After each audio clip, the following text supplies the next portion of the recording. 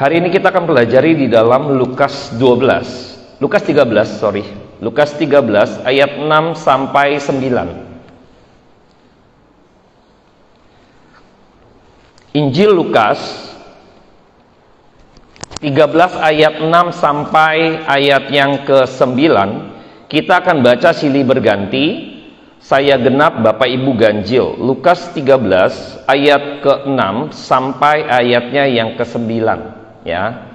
Itu mengenai perumpamaan tentang pohon ara yang tidak berbuah. Oke. Perumpamaan tentang pohon ara yang tidak berbuah. Lukas 13 ayat 6 sampai 9, saya genap, Bapak Ibu ganjil. Oke, perumpamaan tentang pohon ara yang tidak berbuah. Lalu Yesus mengatakan perumpamaan ini. Seorang mempunyai pohon ara yang tumbuh di kebun anggurnya, dan ia datang untuk mencari buah pada pohon itu, tetapi ia tidak menemukannya.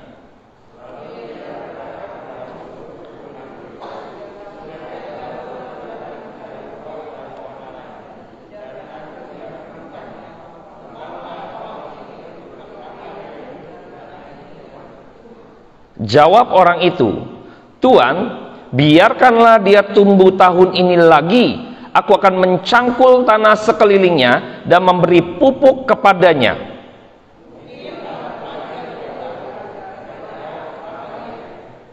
Oke, kita tundukkan kepala. Saya akan berdoa buat setiap kita sekali lagi. Bapa dalam surga, kami mengucap syukur dipertemukan kebenaran firman Tuhan yang hidup sore hari ini. Kami mohon belas kasihan-Mu agar kiranya Roh Kudus-Mu bekerja atas setiap hati dan pikiran kami pribadi lepas pribadi. Sehingga ketika kami mendengar kebenaran firman Tuhan, bolehlah kami menjadi tanah yang subur. Sehingga kami dalam hidup kekristenan kami boleh mengalami pertumbuhan dan menghasilkan buah yang sebagaimana Tuhan inginkan.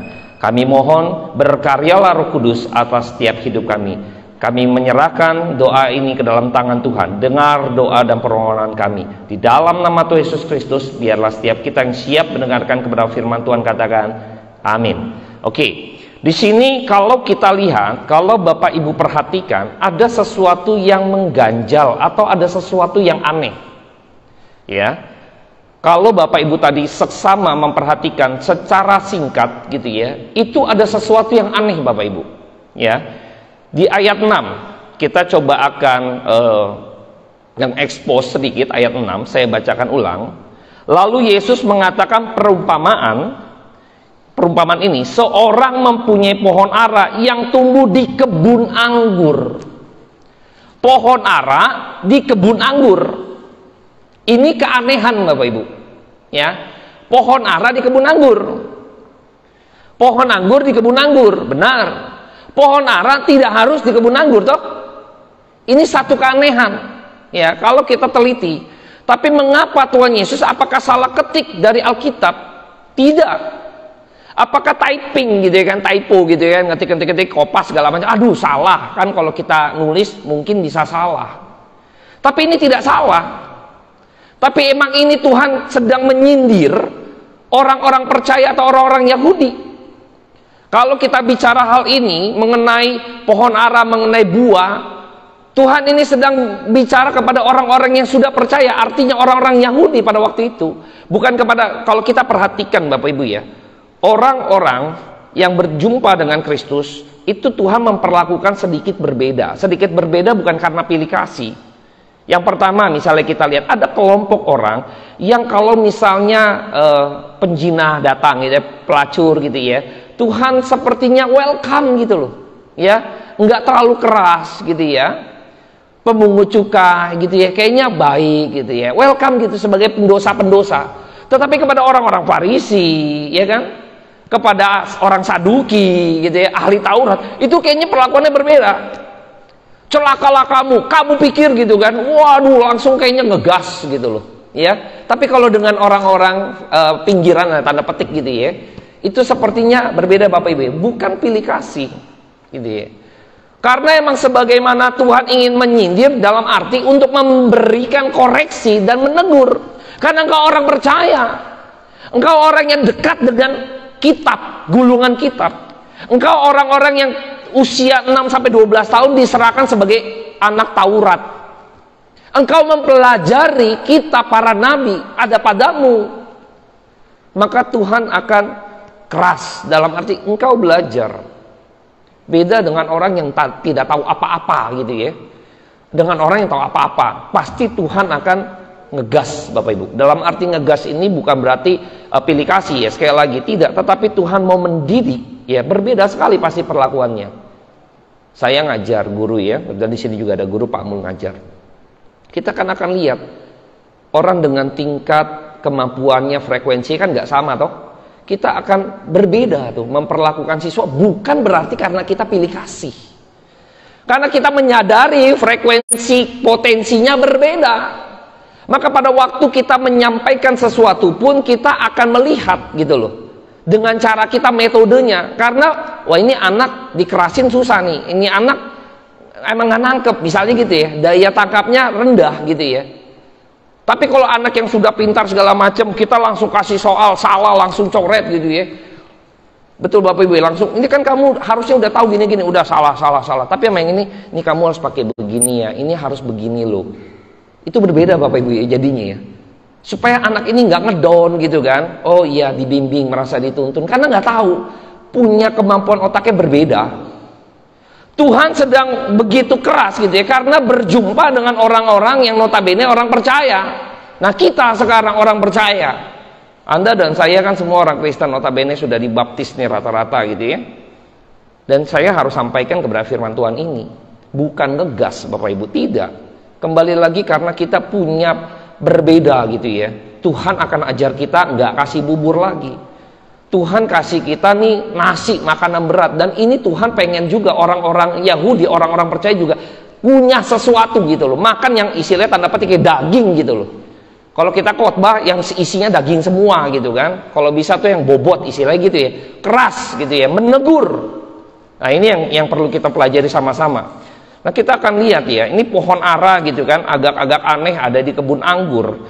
Coba kita lihat, tengok saja, menyuplik saja saya di dalam Matius 21 ayat 18 sampai ayatnya yang ke-19 saja, 2 ayat saja. Saya hanya mau memberikan gambaran ya, memberikan gambaran tentang pohon ara tadi ya.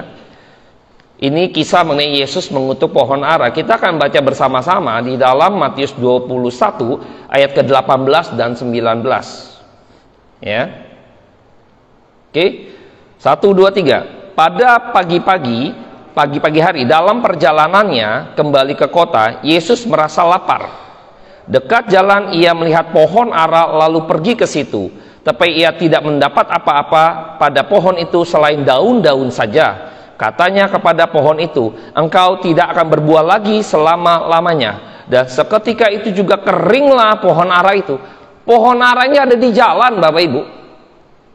Di jalan ini.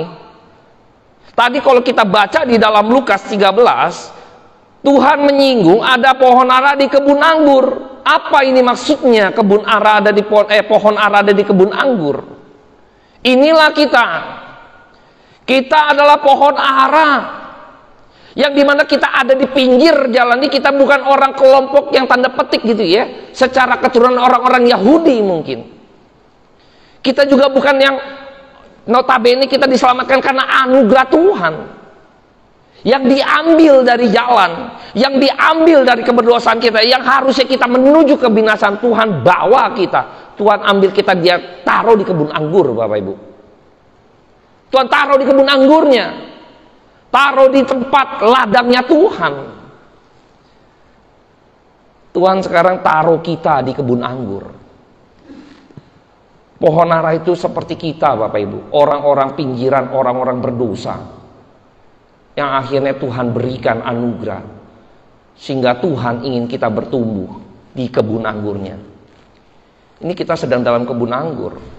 Tuhan kasih gereja untuk kamu bisa dengar firman Tuhan. Tuhan kasih kamu komunitas untuk kamu bisa di-maintain imannya. Kita dikasih pengajaran-pengajaran, entah itu PA, entah itu persekutuan doa, atau apapun. Tuhan berikan itu buat setiap kita. Tuhan sedang pelihara Anda dan saya. Kita mendapat anugerah Tuhan Bapak Ibu. Di luar sana mungkin kesulitan. Kebayang nggak? kalau negaranya notabene gitu ya, yang menganut bukan Kristen misalnya, non Kristen, dan non Kristen itu ditindas misalnya gitu ya, mereka tuh kesulitan sekali untuk mendapatkan mengecap seperti yang Bapak Ibu dan saya rasakan di tempat ini misalnya. Mungkin di tempat lain nggak bisa merasakan itu Bapak Ibu, tapi Bapak Ibu dan saya bisa menikmati kebun anggur. Kebun anggur itu tanahnya itu dipersiapkan dengan benar Bapak Ibu, nggak sembarang tanah. Kebun anggur itu dipersiapkan cuacanya, kondisinya, semuanya di set, nggak sembarangan, udah biarnya tumbuh-tumbuh. Tidak, dikondisikan semuanya.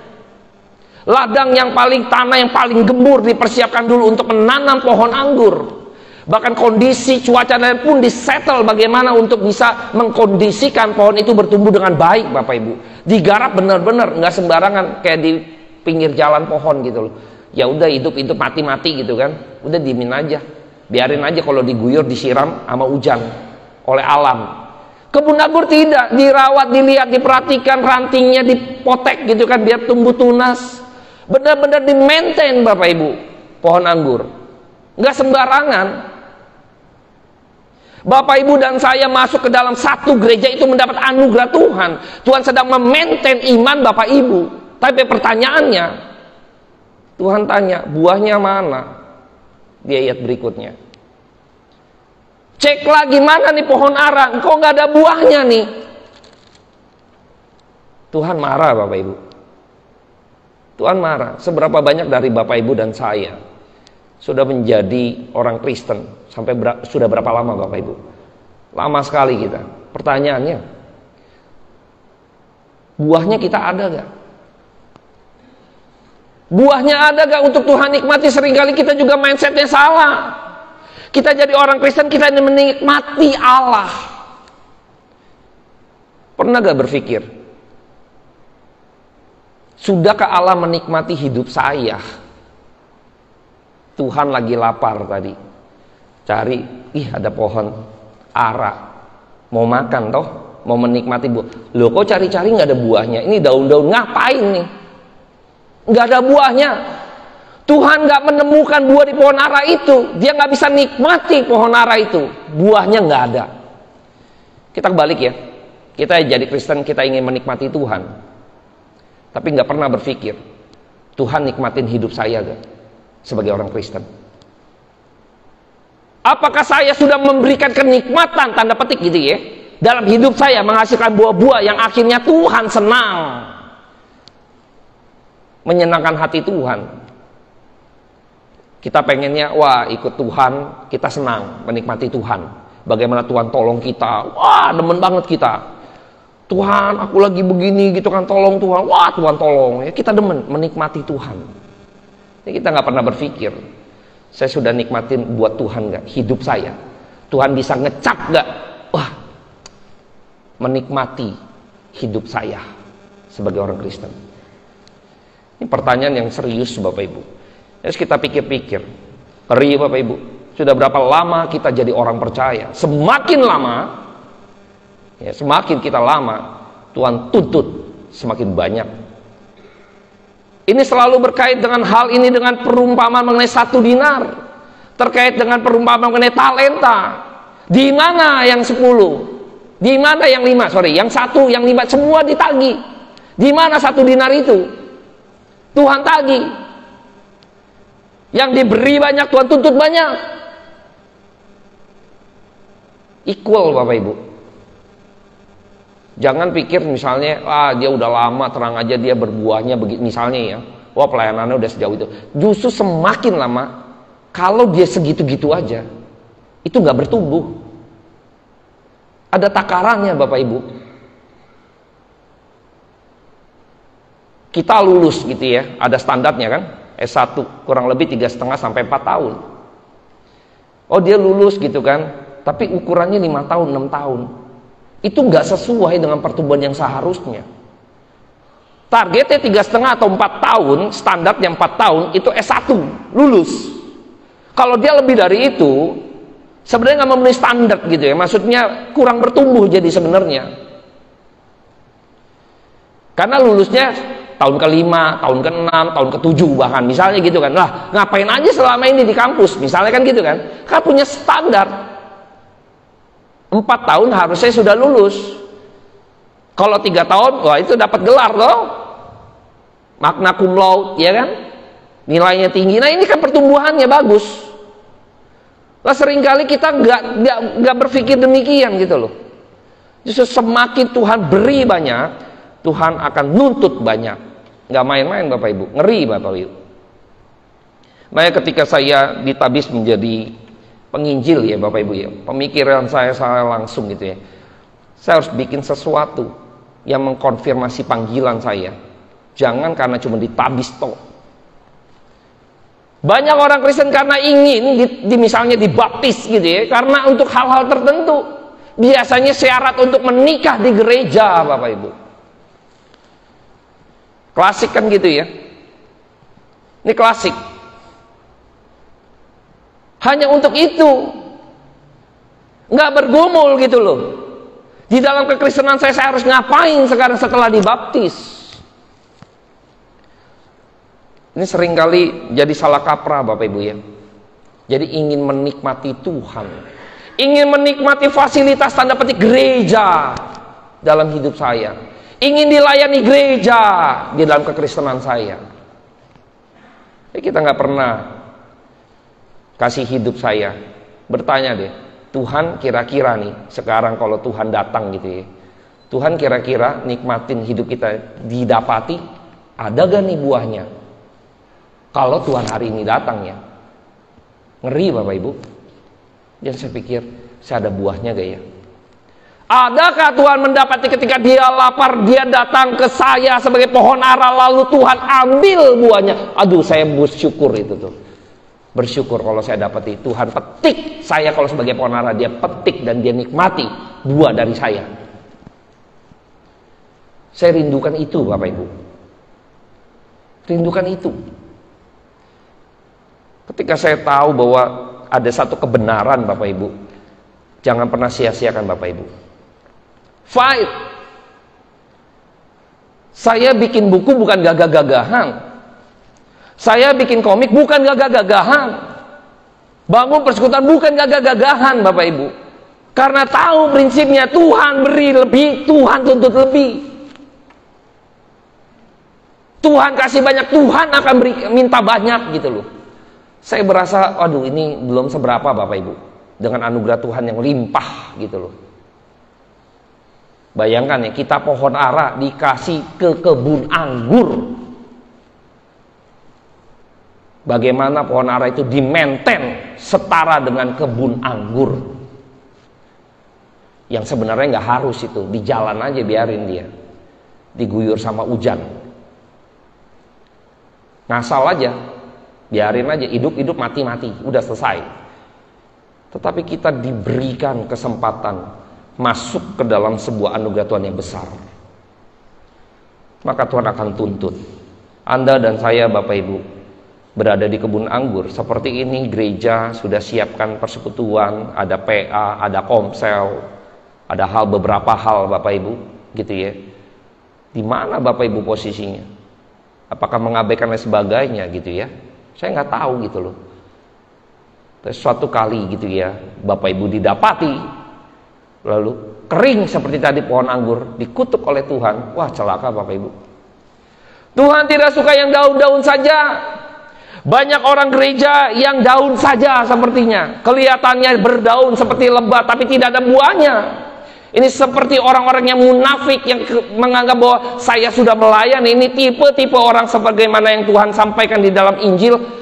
Tuhan, Tuhan, bukankah aku melakukan mukjizat demi namamu? Ini orang yang seperti daun saja Bapak Ibu. Tuhan, Tuhan, tapi Tuhan gak kenal. Karena gak ada buahnya. Tuhan tidak suka dipermainkan Bapak Ibu. Tuhan tidak suka dirinya dipermainkan. Anda dan yang saya sudah mendapat anugerah Tuhan.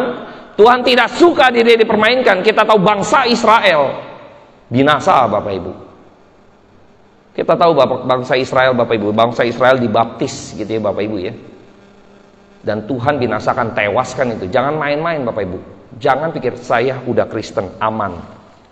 Surga di tangan. Aman. Nggak apa-apa, nggak dapat piala, misalnya gitu ya. Nggak apa-apa, nggak dapat reward atau apapun, aman. Bapak Ibu pikir kalau dibaptis itu Bapak Ibu udah dapat surga gitu ya Bapak Ibu ya. Ini salah juga nih. Saya akan tunjukkan kebenaran firman Tuhan. Ini sama seperti bangsa Israel. Kita coba lihat di dalam 1 Korintus 10 Bapak Ibu.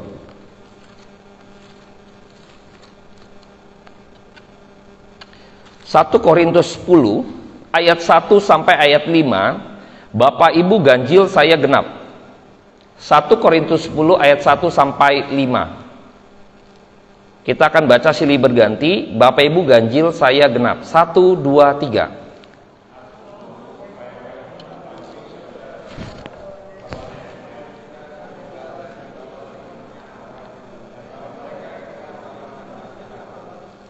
Untuk menjadi pengikut Musa, mereka semua telah dibaptis dalam awan dan dalam laut. Dan mereka semua minum minuman rohani yang sama, sebab mereka minum dari batu karang rohani yang mengikuti mereka, dan batu karang itu ialah Kristus.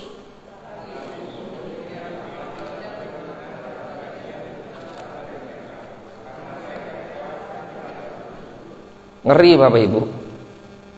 Ditewaskan Bapak Ibu. Waktu melintasi laut yang terbelah, bangsa Israel dikatakan dibaptis. Tiang awan sebagaimana Tuhan seperti menumpangkan tangannya atas bangsa Israel. Kita lihat pada waktu di dalam Keluaran, Bapak Ibu nanti simak.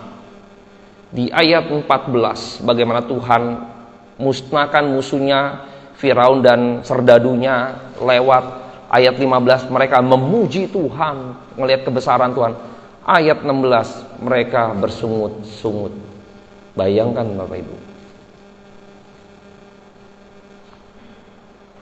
Kita pikir kita sudah aman jadi orang Kristen. Pohon ara ini pikir aman, sudah di taman di kebun anggur, surga sudah di tangan. Tuhan bilang gak ada buah, tebang. Bayangkan Bapak Ibu, ini keras Bapak Ibu. Kan kita pikir udah di kebun anggur nih, enak nih, udah dapat surga jadi orang Kristen. Tuhan bilang, kok gak ada buahnya nih? Bakar, tebang, buang aja. Bayangkan Bapak Ibu. Jangan kegeeran kita Bapak Ibu yang sudah dibaptis. Tapi bukan berarti, oh kalau kayak gitu Pak Hengki pernah bilang baptisan gak menyelamatkan, kita gak usah dibaptis pamul. Wah celaka, saya gak bilang gak boleh dibaptis ya. Mengkonfirmasi iman Bapak Ibu sungguh-sungguh, Bapak Ibu dibaptis. Tapi sekali lagi, baptisan tidak pernah menyelamatkan. Ini kan kelihatan doang Bapak Ibu. Kan bisa pura-pura dong, tapi di mata Tuhan kan gak bisa. Bapak Ibu bisa bohongin pendeta. Bapak Ibu bisa mungkin bohongin hamba-hamba Tuhan. Ah dibaptis, kelihatannya sungguh-sungguh karena dibaptis. Tapi tidak dengan Tuhan maksud saya. Hatimu Tuhan lihat. Engkau bisa membodohi atau membohongi, memanipulasi manusia, tapi tidak dengan Tuhan. Tidak dengan Tuhan. Ingat yang sebelah kiri kanan Tuhan Yesus nggak dibaptis, masuk dalam kerajaan surga. Hari ini juga engkau bersama-sama dengan aku ada di Taman Firdaus, nggak dibaptis Bapak Ibu. Tapi bukan berarti kalau gitu Pak saya nggak usah dibaptis. Nggak gitu ya cara berpikirnya ya. Nggak demikian. Karena dia nggak ada kesempatan Bapak Ibu. Kalau dia ada kesempatan pasti dibaptis. Bapak Ibu kalau ada kesempatan dibaptis.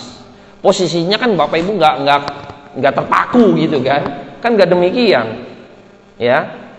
Tidak demikian ya. Konteksnya berbeda. Kita melihat bahwa Tuhan peringatkan 3 tahun. Kita lihat di ayat 7 Lukas 13 tadi. Lalu ia berkata, pengurus kebun anggur itu sudah 3 tahun aku datang mencari buah pada pohon ara ini, dan aku tidak menemukannya. Tebanglah ini. Untuk apa ia hidup di tanah ini dengan percuma? Tuhan tidak mau tanahnya, kebun anggurnya masuk satu pohon ara yang akhirnya pohon ara itu mengganggu justru pertumbuhan kebun anggurnya yang lain, pohon anggurnya yang lain. Tuhan tidak mau tanahnya percuma Bapak Ibu. Hati-hati Bapak Ibu. Tuhan tebang. Hari ini juga Tuhan tidak mau. Kursi-kursi ini percuma Bapak Ibu datang. Percuma Bapak Ibu. Tuhan gak mau. Setiap jengkalnya, tanahnya, dia gak mau. Ini percuma. Dia akan tebang Bapak Ibu. Bayangkan ya, berapa banyak kita menyia-nyiakan waktu yang Tuhan berikan, kesempatan yang Tuhan berikan. 3 tahun 3 tahun Bapak Ibu. Apa maksud 3 tahun ini? Kita akan bahas Bapak Ibu. 3 tahun 3 tahun loh Bapak Ibu. Bayangkan 3 tahun. Artinya dia sebenarnya nggak harus 3 tahun, nggak nyampe 3 tahun harusnya udah berbuah gitu loh. Kok ini nggak sama sekali 3 tahun loh? Maka langsung vonis tebang. Karena udah 3 tahun. Kayak tadi ya saya bilang ya, misalnya ambil S2. S2 kan harusnya targetnya 2 tahun. Loh, ini 4 tahun, 3 tahun. Udah DO aja, kan gitu ya.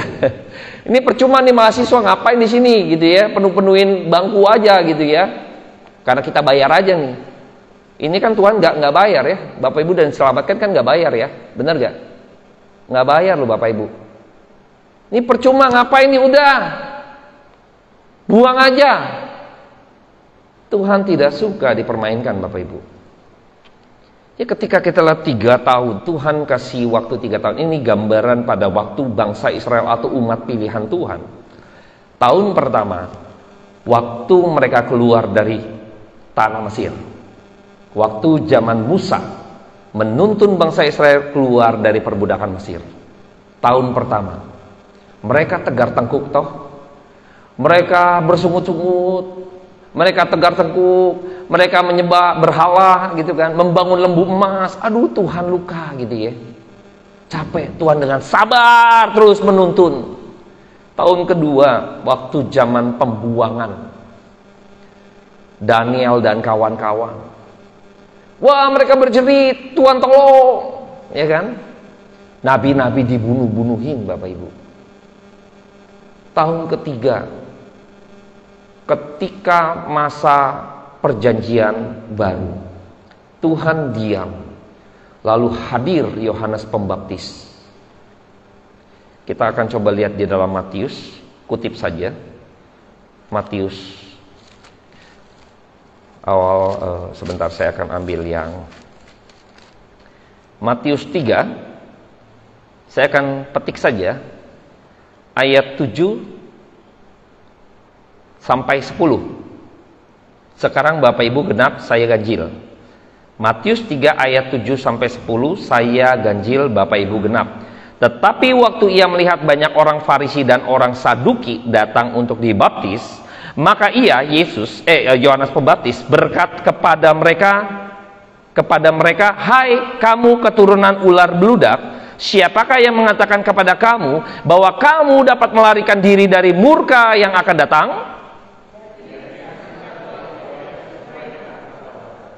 Dan janganlah mengira bahwa kamu dapat berkata dalam hatimu, Abraham adalah bapa kami, karena aku berkata kepadamu, Allah dapat menjadikan anak-anak bagi Abraham dari batu-batu ini."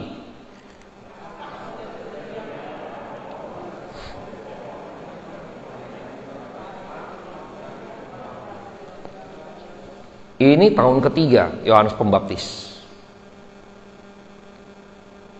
Orang ingin dibaptis, harusnya puji Tuhan, haleluya ya. Waduh, luar biasa.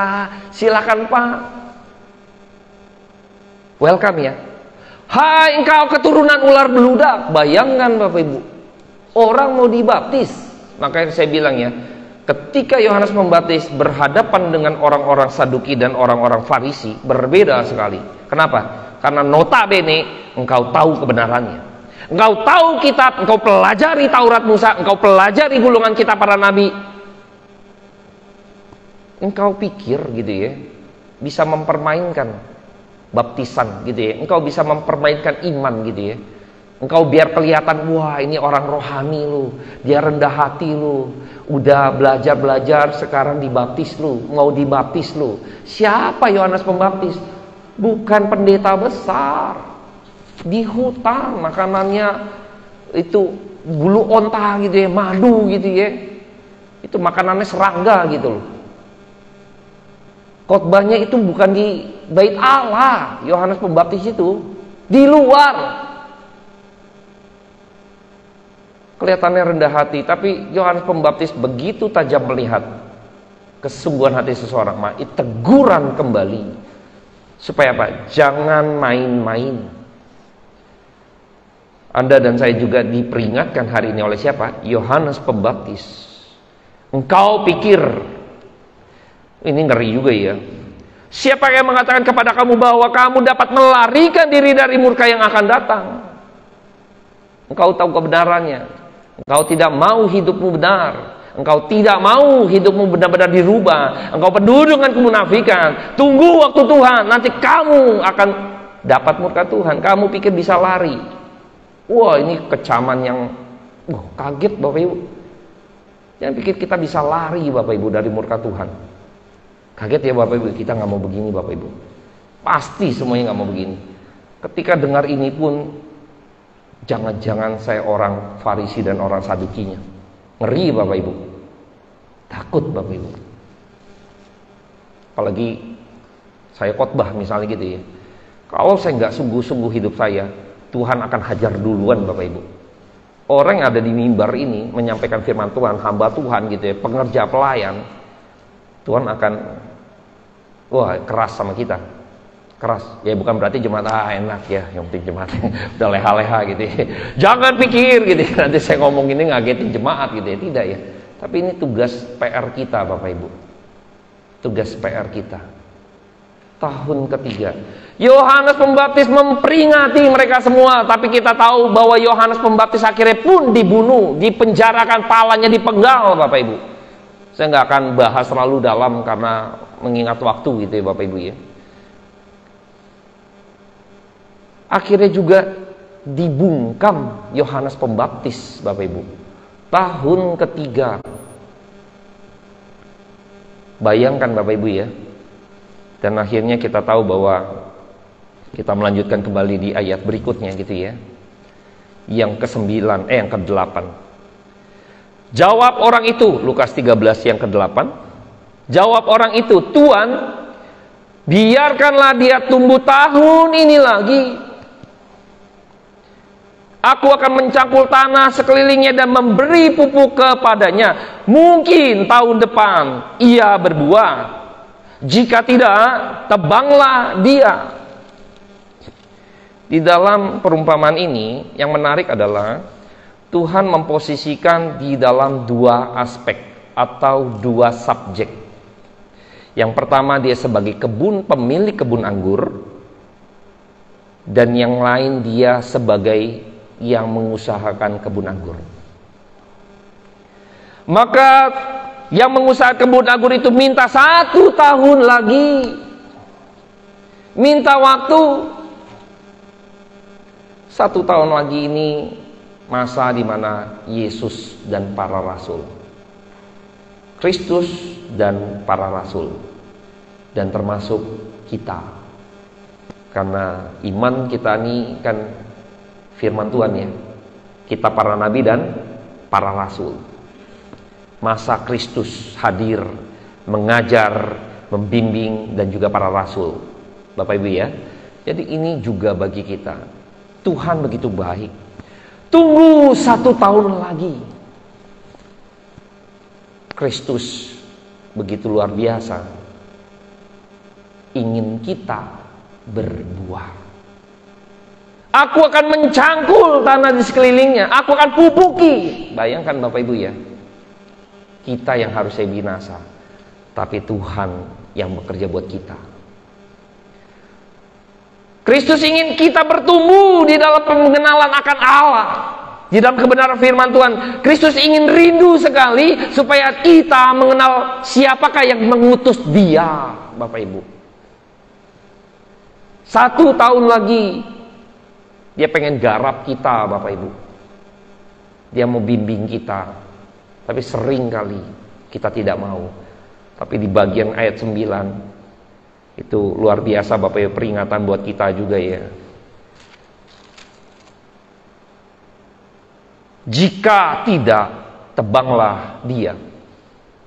Jika tidak, tebanglah dia. Berarti ada apa? Ada waktu yang dimana Anda dan saya sudah tidak lagi punya waktu lagi. Dan Tuhan sudah lepaskan itu. Bayangkan Bapak Ibu, jangan sampai pada kondisi itu. Celaka kita Bapak Ibu. Celaka! Maka waktu dikatakan aku akan mencangkul tanah. Kalau kita tahu perumpamaan benih, ya, perumpamaan mengenai penabur, itu bicara tanah, bicara hati Bapak Ibu. Seringkali kita tidak mau hati kita dikoreksi. Kita tidak mau kita ditegur dosa kita. Maka Tuhan dengan keras di awal perumpamaan mengenai pohon ara itu kepada orang-orang Yahudi, ingin menggarap hatinya, ingin memberikan teguran yang keras supaya engkau sadar, stay away. Kita sering kali waktu mau bangun pagi misalnya, ada acara tertentu yang kita nggak boleh telat misalnya gitu ya, maka kita set alarm kita. Tapi sering kali waktu alarm bunyi kita kesel sama tuh alarm. Benar Bapak Ibu, langsung kita matiin tuh alarm. Padahal kita yang setting loh. Wah, gue mau bangun jam segini gitu kan. Begitu dia bunyi kita kesal Bapak Ibu. Bayangkan ya. Harusnya nggak boleh dong.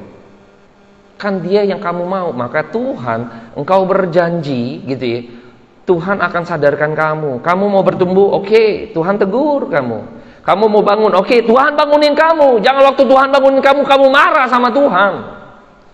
Aduh masih siang nih, aduh mama cerewet gitu kan, mau bangunin sekolah gitu kan. Lah, kamu bilang katanya suruh mama bangunin. Saya panitia mah, nanti besok bangunin pagi-pagi ya, jam 5 misalnya gitu ya. Mamanya bangunin dia, mamanya dimarahin. Masih jam kepagian gitu kan. Bayangkan Bapak Ibu, ini mau bangun atau enggak? Seringkali kita bilang mau bertumbuh di dalam Tuhan, tapi seringkali kita nggak mau digarap hati kita oleh Tuhan. Kita nggak mau mendengar teguran-teguran yang berlaku dalam kebenaran firman Tuhan. Seringkali kita pengennya di abuse Bapak Ibu, yang enak-enak. Bukan berarti nggak boleh Bapak Ibu ya, kalau kita ingin menguatkan kebenaran firman Tuhan, ada yang menguatkan dan lain sebagainya, boleh. Tapi kita nggak boleh lari daripada bagaimana Tuhan ingin membajak kita. Waktu Tuhan ingin membajak kita, Tuhan sedang menggemburkan hati kita. Tanah yang bagus, tanah yang subur adalah tanah yang digemburkan. Makanya dibajak dulu. Kenapa? Karena ada unsur hara Bapak Ibu. Kalau Bapak Ibu perhatikan tanah itu dicangkul atau dibajak gitu ya, tanah kayak diaduk atas bawah. Karena biar unsur haranya itu merata. Unsur hara itu kayak semacam vitamin buat tubuh kita gitu ya. Sama, unsur hara itu vitamin buat tanaman. Sehingga benihnya itu mampu menyerap unsur hara dengan baik sehingga dia bisa bertumbuh. Makanya perlu digarap, kayak perlu diaduk gitu loh. Tanahnya perlu diaduk. Kita juga kadang gitu. Mindset kita Tuhan, kalau salah Tuhan merobohin dulu.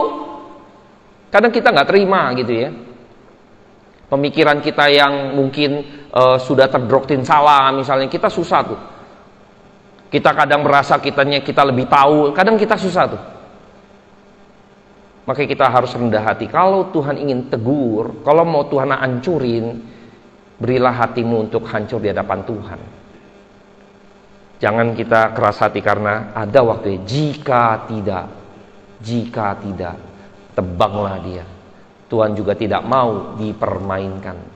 Kalau dia sebagai pengusaha kebun anggur pun, dia juga tidak ingin dirinya dipermainkan. Ya, mari kita berdoa. Bapa dalam surga, kami mengucap syukur karena kebenaran firman Tuhan boleh memberikan tenants buat iman kami. Kami bersyukur karena firman Tuhan boleh menggarap hati kami, membajak hati kami. Hamba-Mu selesai berkata-kata, tapi Hamba-Mu serahkan setiap jiwa pribadi lepas pribadi di tempat ini.